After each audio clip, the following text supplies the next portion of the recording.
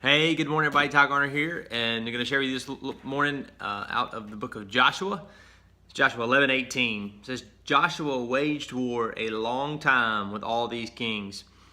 So, this first part of Joshua is where the Israelites have come into the promised land. Joshua's leading them, he's taking over after Moses, and they're going out to conquer the promised land that the Lord has for them.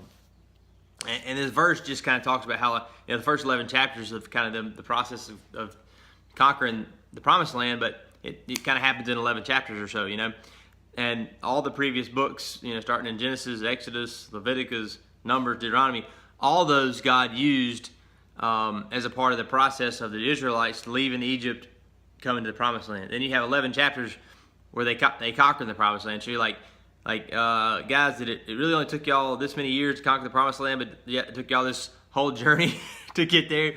It's almost like our lives, right?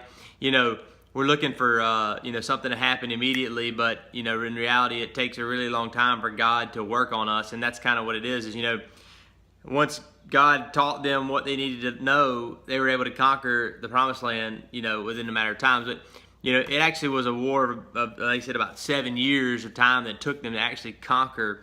But the time that God spent on writing his word through Moses, of explaining to us what they went through, is I think what's supposed to teach us the life is a journey. And that's what I want you to understand today, is that no matter what you're going through, life is a journey. God's going to be there with you no matter what, and you're going to learn a lot through that process if you stay focused on God.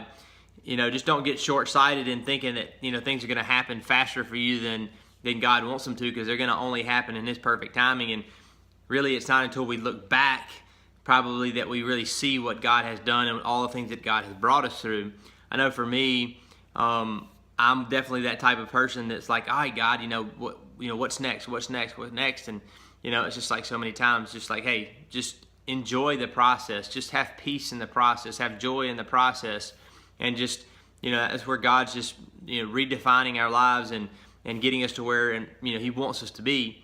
So, take lesson from Joshua. He was with Moses that whole entire time, and he stayed true to God. It's one of the things they talked about with him was that he never questioned God. He stayed focused on God just as Moses did, and he just followed after God. He was a man after God's heart. He followed God in helping to lead the Israelites ultimately to conquering the promised land. So God has a promised land in store for you, and if you will follow him, he'll lead you to it.